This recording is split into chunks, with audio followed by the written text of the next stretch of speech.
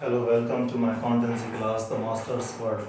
Give a like to the video and subscribe to the channel so that whenever I make the new video and upload it to the YouTube, it may reach to you first and you may have the first mover advantage. Today's class topic is dissolution of a partnership form, and we are going to solve question number 25 of T.S. Grewal edition 2020 to 21. I have mentioned here question also in short and I will explain it. In this question there are three partners, partner P, Q and R. The ratio 5:3:2, and you have been given the balance sheet on this date 31st March 2020.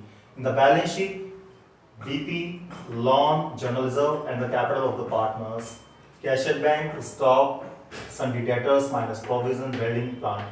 After that, few adjustments you have been given in regarding relation of assets and liabilities as well.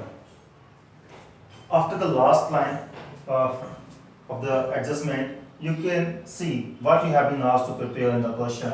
That is, prepare the relation account, capital account and the bank account.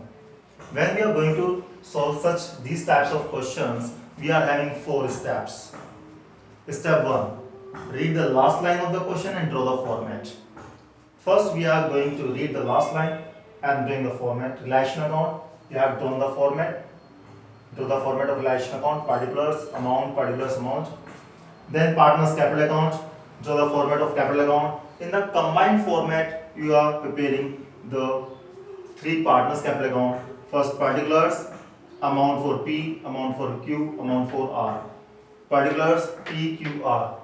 In this columns you will write the amount. After that, bank account. Actually I am not having the space on this board. After 2 minutes I will draw the format for bank account. It was the first step. We have completed reading the last line and drawing the format. The next step to solve this question is balance sheet of the question. Read the balance sheet and close all the accounts except 2 accounts, that is cash, bank or capital. These accounts shall not be closed here, it shall be closed after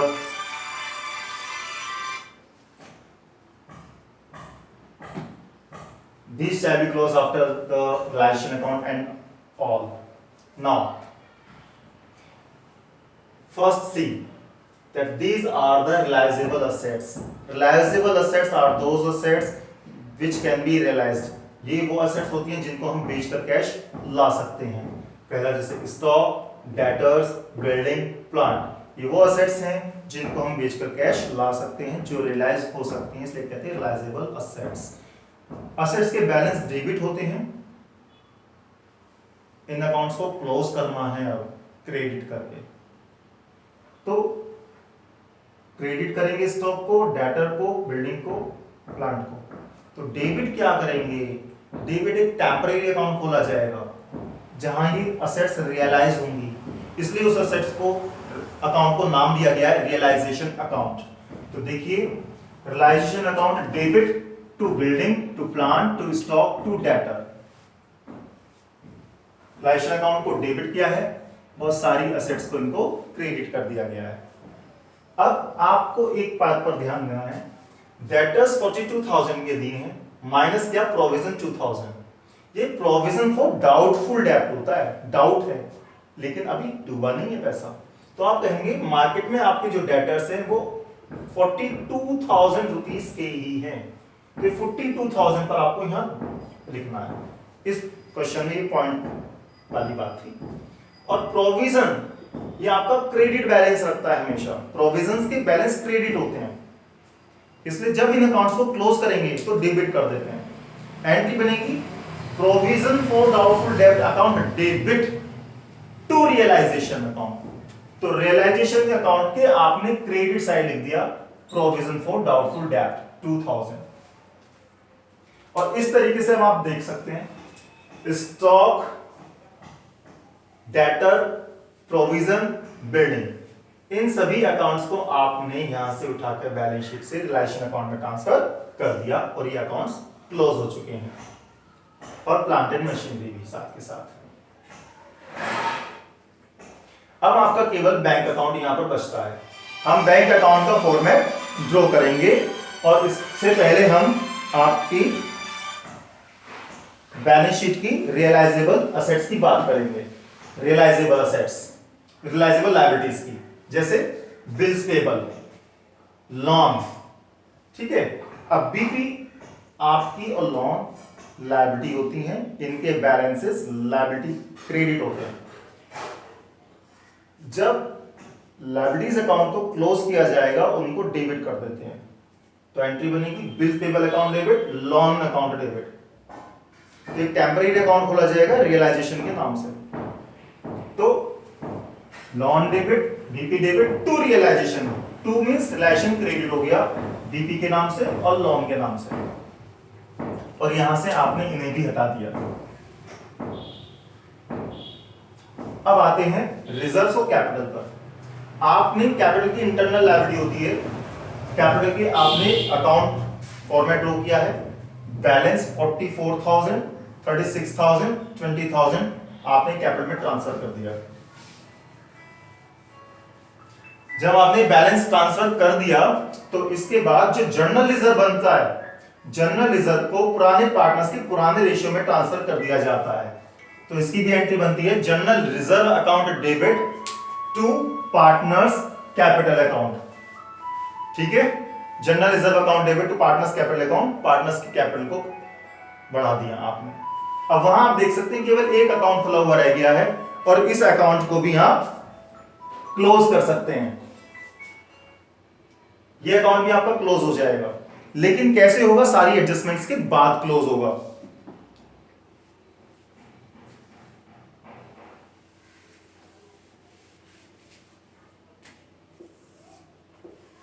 आपने 40,000 bank का balance लिखा है, आप बना रहे हैं bank account, वही particulars amount in short I have written here. अब हमारा first step read the last line enter the format हो गया। Second step balance sheet of the question हो गई पूरी, कोई अकाउंट खुला हुआ नहीं रह गया, केवल बैंक और कैपिटल को एक टेम्परेरी खुला है relation. Third step adjustment of the question, question की एडजस्टमेंट हमने सोल्व करनी स्टार्ट करनी है। फर्स्ट एडजस्टमेंट है असेट्स रियलाइज्ड, स्टॉक 23,400, डेटर्स की जो भी वैल्यू थी 42,000 के थे, 50% पर रियलाइज होने यानी हाफ मिलेगा केवल बस, तो बैंक में आपका बैलेंस बढ़ेगा। और फिक्स असेट्स की वैल्यू जो भी थी, जैसे बिल्डिंग हो गई, प्लांट मशीनरी हो गई, उसको 10% लेस पर रियलाइज करना है। जैसे बिल्डिंग 40,000 और प्लांट आपका 40,000, इसको 10% लेस पर रियलाइज करना है आपको। तो आप जब इसे माइनस कर देंगे तो कुल मिलाकर आपका जो बैंक बैलेंस बढ़ेगा वो बढ़ेगा ये, तो बनेगी bank account debit to realisation account. तो bank account debit to realisation account आपकी एंट्री बन गई। आप इसको हटा देंगे, फर्स्ट एडजस्टमेंट ये आपने हटा दी। इसके बाद नेक्स्ट है आपका bills payable account. I repeat again, disturbance हो गया था। आपकी एसेट्स दी गई थी, आपके एसेट्स रियलाइज करने के बाद बैंक बैलेंस बढ़ना है, तो स्टॉक का अमाउंट था और बाकी का था डेटर्स 50% पर रियलाइज होंगे, तो डेटर्स 42,000 के थे, उसका हाफ 21,000 रिसीव होगा। फिक्स एसेट्स 10% लेस पर रियलाइज होंगी, तो फिक्स एसेट्स आपको बिल्डिंग दी है और प्लांट मशीनरी, तो दोनों का 10% माइनस करने के बाद जो बचेगा वो रियलाइज होगा। कुल मिला के आपका बैंक बैलेंस बढ़ेगा, तो एंट्री बनेगी bank account debit to realisation account. Next adjustment है बीपी सेटल्ड, बिल्स पेबल का पेमेंट होना है, इलेक्ट्रिसिटी चार्जेस का पेमेंट होना है, रियलाइजेशन एक्सपेंस का अमाउंट का पेमेंट होना है। आपका बैंक बैलेंस कम होगा, तो एंट्री बनती है realisation account debit to bank account. तो आपने realisation account debit to bank account, bills payable, outstanding expense और साथ के साथ एडजस्टमेंट में आपको बैंक लोन नहीं दिया गया है, एक्सटर्नल लायबिलिटी है, आपको बैंक लोन का भी पेमेंट करके दिखाना है जो क्वेश्चन में बैलेंस शीट के अंदर दिया गया था। I repeat again, in the last video I told you after the assessment we check any liability if there is any in the question related to which you have not even given the adjustment, you have to pay for that। यदि adjustment के बाद आपको लगता है कोई liability ऐसी रह गई है बैलेंस शीट के अंदर जिसका पेमेंट नहीं हुआ है, तो आप उसको बुक वैल्यू पर पे करके दिखा देते हैं। तो इस क्वेश्चन में बैंक लोन से रिलेटेड कोई एडजस्टमेंट नहीं थी, इसलिए आपने उसे बुक वैल्यू पर पेमेंट करके दिखा दिया। यदि कोई ऐसी एसेट होती है तो उसको ऐसे ही छोड़ दिया जाता है। अब आपने डेबिट साइड का टोटल माइनस क्रेडिट साइड का टोटल किया, ये लॉस आया निकलकर, लॉस को पार्टनर्स के रेशियो में ट्रांसफर कर दिया 5:3:1 के रेशियो में। लॉस से कैपिटल कम हो जाती है, एंट्री बनती है P's capital account debit, Q's capital account debit, R's capital account debit to realisation account partners के रेशियो में 5:3:1। अब ये आपने इनके ओपनिंग बैलेंसेस लिखे हुए थे, आपने कर दिया। अब जब बात करते हैं इनके पेमेंट की, तो पेमेंट में क्या होगा, P's capital account debit, Q's capital account debit to bank. ये कैसे आया, क्रेडिट माइनस डेबिट का टोटल, ये आया आपका बैलेंसिंग फिगर निकाल के, बैलेंसिंग फिगर पी का total, credit side minus debit side, तो पेमेंट आपने कर दिया बैलेंसिंग फिगर करके आ गया। अब आप बना रहे बैंक अकाउंट।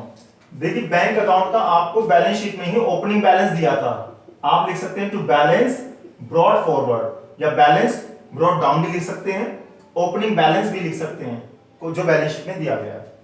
असेट्स को रियलाइज करके जो कैश आया वो ये रहा, एंट्री बनी थी bank account debit to realisation account. आप डिस्क्लोज कर सकते हैं ब्रैकेट में to stock, to debtors, building और प्लांट मशीनरी, कुल मिला के 1,16,400।